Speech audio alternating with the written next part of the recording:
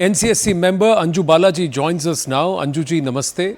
Thank you for speaking with us here at CNN News 18. It looks like you're on your way back from Sandesh Khali. What did you see on ground? आपने क्या देखा ma'am?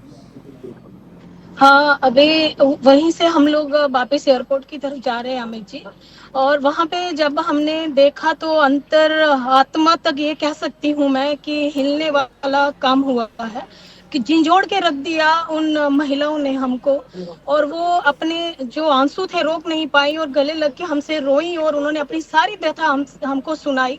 इतना शर्मशार ये घटना है कि सुन के भी रोंगटे खड़े हो जाते हैं जब हम उनसे मिले हैं और उन्होंने अपना दर्द हमें बयां किया। किस तरीके से यहाँ एक सीधे साफ शब्दों में कहेंगे कि सीएम के संरक्षण के बिना तो ये संभव ही नहीं है।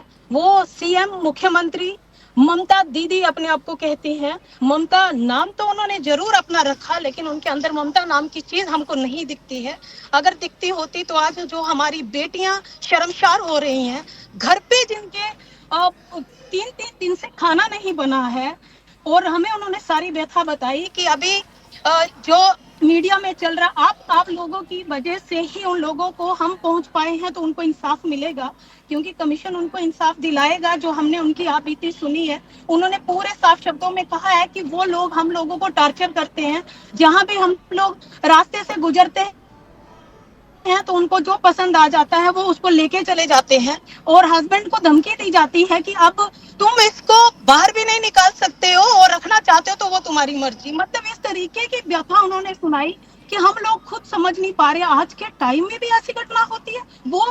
वो मुख्यमंत्री जो अपने आप को बेटे कहती हैं, दीदी कहती हैं, उनके राज में आज हमारी बेटियां सुरक्षित नहीं है। और अनुसूचित जाति के लोग जो वहाँ मछली पालन का काम करते हैं वो लोग, और वो महिलाएं अपना रो रो के दर्द बयां कर रही थी। तो आज हम पूरा कमीशन उनके बीच में फुल कमीशन आया था, हमने विजिट किया और आश्वासन दिलाया है, क्योंकि अभी तक तो ये आता रहा कि ये न्यूज फेक है और ये झूठी बनाई जा रही है। लेकिन मैं मीडिया को धन्यवाद देती हूँ कि अगर आप ये न्यूज नहीं दिखाते तो कमीशन यहाँ नहीं पहुंचता। और आज जो 12 से 13 महिलाएं हमारे सामने आई, उन्होंने अपना दर्द बयां किया और एक लिखित में एक एप्लीकेशन भी उन्होंने हमको दी है, जो कमीशन अभी जाते ही अभी हमको रात को हम पहुंचेंगे, सुबह हम इमीडिएटली एक्शन करेंगे और नोटिस जारी करेंगे। और इसमें डीजीपी चीफ सेक्रेटरी को भी यहाँ से समन करना पड़ेगा, तो कमीशन करेगा। जी अंजू जी, मैं आनंद बोल रहा हूँ और मैं बस आपसे ये और भी जानना चाह, आपने कहा 12-13 महिलाओं से आपकी बात हुई। कहीं ना कहीं थोड़ी देर पहले ममता बनर्जी जी ने कहा है कि बीजेपी के कार्यकर्ता मास्क लगाकर ऐसे बयान दे रहे हैं। इसमें कितनी सत्यता है? राजनीतिकरण का आरोप लग रहा है। देखिए, ये तो अब मुख्यमंत्री को हम क्या कहें कि अगर आपको इतना लग रहा है बीजेपी के कार्यकर्ता हैं और मास्क लगाए, मास्क नहीं लगाए उन्होंने। हमारे साथ मीडिया के भाई भी थे, सभी लोग थे। हमने ही उनको कहा कि आप अपना चेहरा ढक लीजिए, क्योंकि समाज के सामने हम जानते हैं कि बेटियों के लिए क्या क्या नहीं देखना पड़ता है, समाज किस नजर से देखता है। हम ही ने उनको कहा था और मीडिया के मेरे भाई वहीं पे थे जब मैंने उनका मुंह खुद कवर किया। वो कोई मास्क लगा के नहीं आई थी, मैंने दुपट्टे से उनका चेहरा कवर किया। मैंने कहा ये चेहरे नहीं सामने आने चाहिए, क्योंकि वो ऑलरेडी डरी सहमी थी। और ये तो बिल्कुल कहेंगे कि अपने गुनाह को छुपाने के लिए आप कह रहे हैं कि वो बीजेपी के कार्यकर्ता थे। हमारे उसमें आप ये सीधे सीधे देखेंगे कि हम तो किसी पार्टी से रिलेटेड नहीं है, क्योंकि हमारा तो कमीशन है और कमीशन का काम होता है इन लोगों को, अपने अनुसूचित जाति के लोगों को सेफ गार्ड करना। और हम लोग आए, और ये बिल्कुल मैं इसको नकारती हूँ, क्योंकि मैं चाहती हूँ कि मीडिया तो ग्राउंड रिपोर्ट कर ही रहा है और आप उनका साथ दे भी रहे हो। और आपकी इस न्यूज का और आप लोगों की वजह से आज इन लोगों को इंसाफ मिल पाएगा। और एक उन्होंने बात मैं आपके साथ साझा करूंगी कि उन्होंने सभी बहनों ने ये भी कहा कि अभी आप लोग चले जाएंगे, उसके बाद हमारा क्या होगा। मतलब आप सोचिए वो कितना परेशान है, कितनी डरी हुई है। तो अंजू जी, आप ये कह रही हैं, मैं आपसे आग्रह करूंगा, आप फ़ोन से हमारे साथ जूम से जुड़ रही हैं कनेक्शन से, तो आपके फ़ोन को सीधा रखिएगा ताकि आपका फेस हम ठीक से देख सकें। हाँ, अब ये ठीक है मैम, अब ये ठीक है। आपने ये कहा, उन्होंने ये पूछा है कि आप लोग चले जाएंगे उसके बाद हमारा क्या होगा। जी आनंद जी, उन्होंने हमें ये पूछा और वो डरी हुई थी और उन्होंने कहा कि अब आप चले जाएंगे, अब हमारा क्या होगा। और मैं ये जरूर कहना चाहती हूँ कि मीडिया चौथा स्तंभ है और सुरक्षा कवच बन के खड़ा है।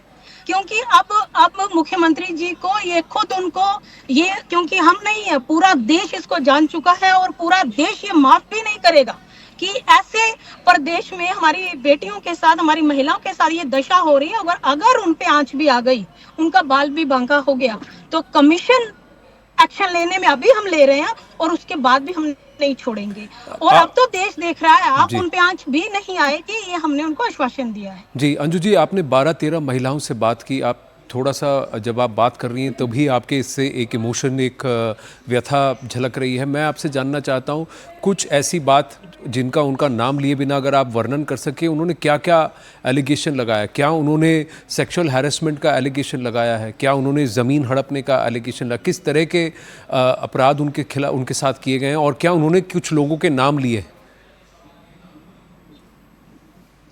आनंद जी, बिल्कुल उन्होंने नाम लिए हैं। और 5 जो एप्लीकेशन उन्होंने हमें दी है, उसमें 5 नाम उन्होंने हमको दिए भी हैं।